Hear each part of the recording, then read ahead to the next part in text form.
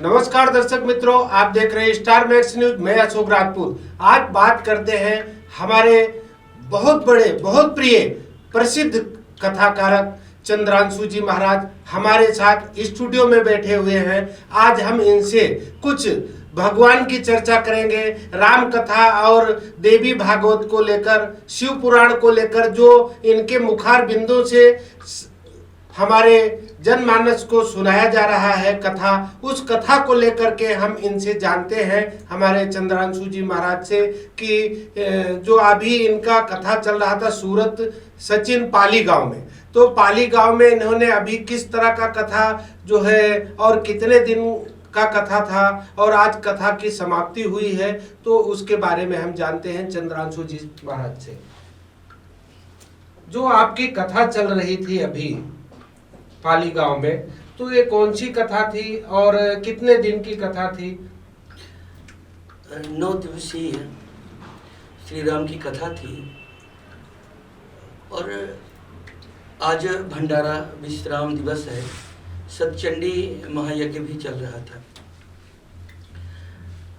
अन्य कथाएं भी, जैसे आपने भी शिव पुराण का नाम लिया, देवी भागवत का नाम लिया, जितनी भी कथाओं की हम लोग आपस में बात करें, मुझको राम कथा तो भगवान की सभी कथा अतिशय प्रिय होती हैं, पर जहाँ राम कथा की बात होती है कुछ और ही बात होती है।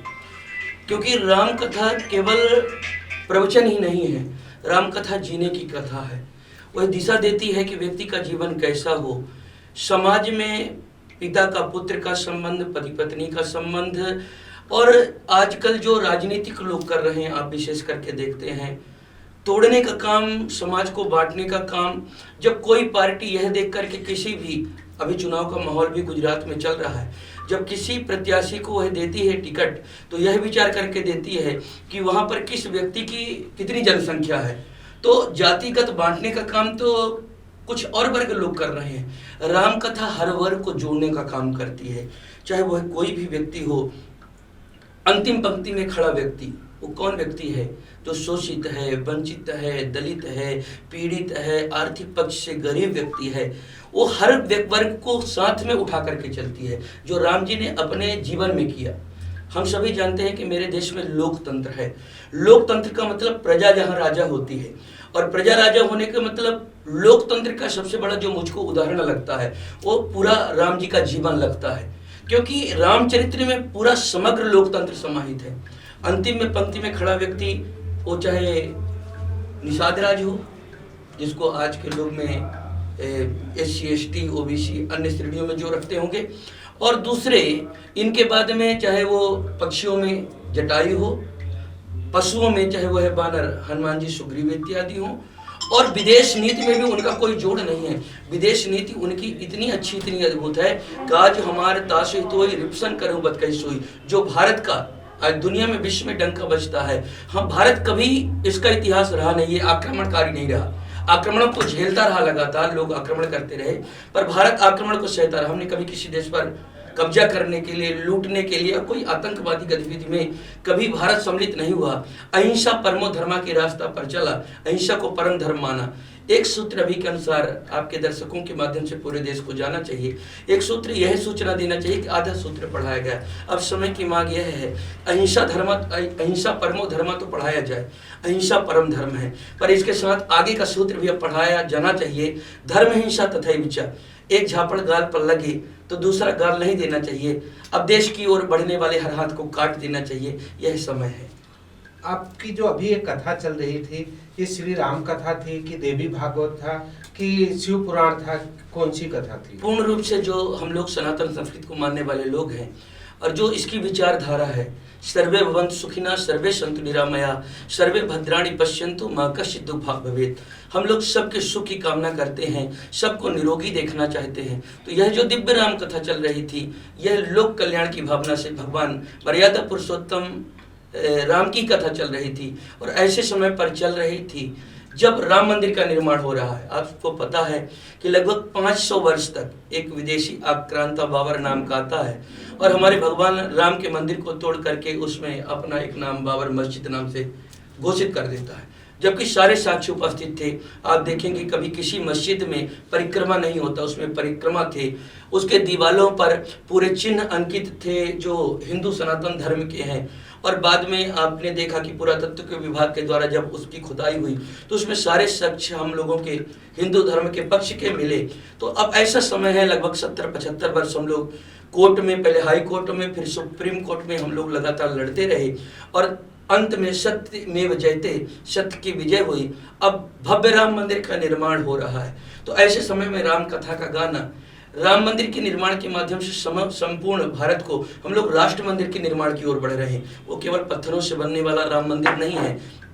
किसी कालखंड में किसी आक्रांता के द्वारा, लुटेरे के द्वारा अगर हमारे भगवान के किसी मंदिर को, हमारे धरोहर को नुकसान पहुंचाया गया है, एक तरह से चेतावनी है कि अब वो बख्शा नहीं जाएगा। ऐसा समय है कि पुनः लिया जाएगा।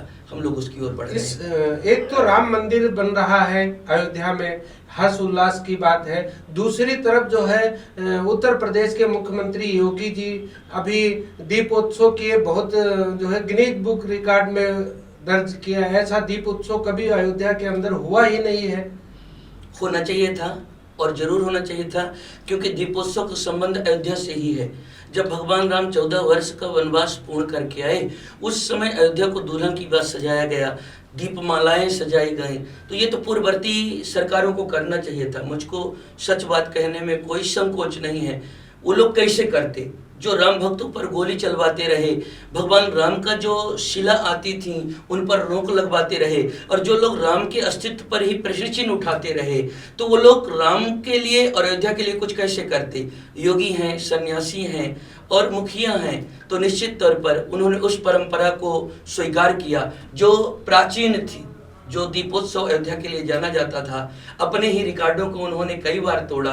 और जो अयोध्या सजती है, ऐसा लगता है कि रामराज की परिकल्पना साकार हो रही है, त्रेता युग की अयोध्या उतर आई है।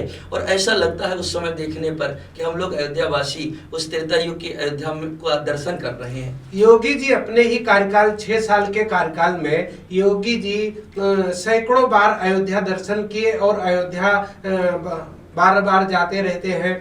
और किसी मुख्यमंत्री अभी तक जो भी मुख्यमंत्री हुए वो अयोध्या इस तरह का आना जाना उनका नहीं रहा और ना इस तरह से दर्शन करना रहा। मेरे एक बात पर दर्शकों के बीच में और देश में भी कुछ लोगों को ये बात गले के नीचे नहीं उतरेगी, क्योंकि उनको ABCD खुद भी नहीं पता।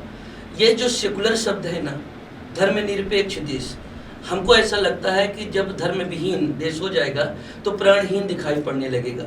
आप ही बताओ कि अगर हिंदू, हम लोग हिंदू हैं तो हिंदू धर्म को मानते हैं, मुस्लिम लोग इस्लाम धर्म को मानते हैं, सिख लोग, ईसाई लोग, अनेक धर्मों को मानने वाले, बौद्ध धर्म, अनेक धर्म हैं। सर्व धर्म संभाव की भावना तो ठीक है, हम अपने धर्म को मानते हैं और दूसरे के धर्मों को हम लोग सम्मान करते हैं। मेरा सिर्फ इतना कहना है कि कोई देश धर्मनिरपेक्ष हो ही नहीं सकता, क्योंकि धर्म ही देश का प्राण है, उसके बिना नहीं चल सकता। तो आप जो यह बात कह रहे हैं कि जो लोग नहीं गए, योगी जी कई बार गए, उनको डर था उनका वोट बैंक कहीं खिसक न जाए, इसलिए वो परहेज करते रहे। वो लोग तरह तरह, भैया इतनी भ्रामक स्थिति लोगों ने उत्पन्न करके रखा है। मैं सनातन हिंदू धर्म को मानने वाला, मैं धर्म गुरु हूँ, तो मुझको टोपी पहनाने की क्या जरूरत पड़ी है? मुझको रामनामा पहनाओ ना, स्वीकार करेंगे। कोई मुस्लिम भाई आया है, वो रामनामा नहीं, वो मुस्लिम धर्म को मानता है, तो उसको उसका वाला टोपी दे दो। यह तो सौहार्द की भावना से, पर आग लगाने के लिए जो हिंदू धर्मावलंबी को, धर्माचार्यों को टोपी पहनाना और दूसरे को कुछ और करना, यह दिखावे की राजनीति है।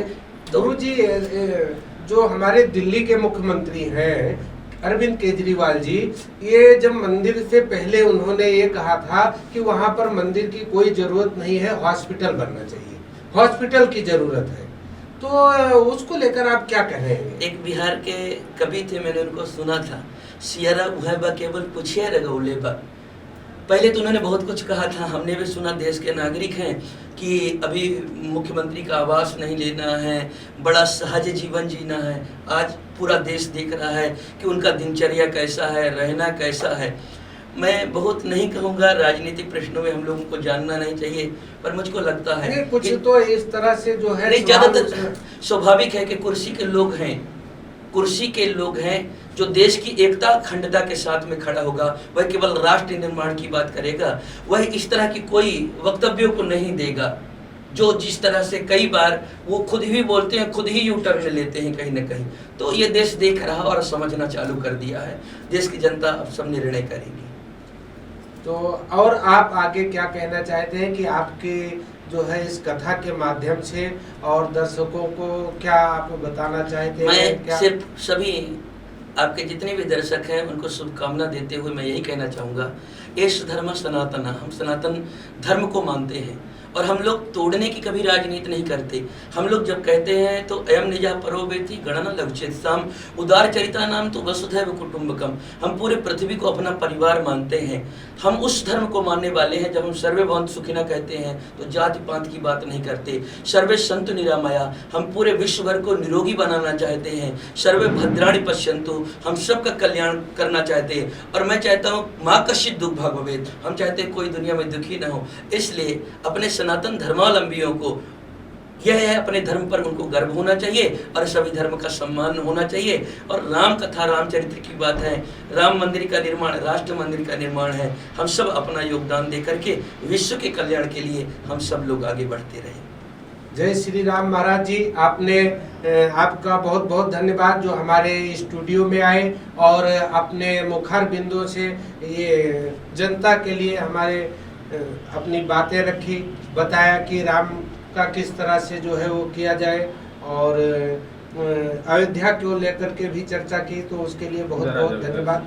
बहुत बहुत धन्यवाद। आभार।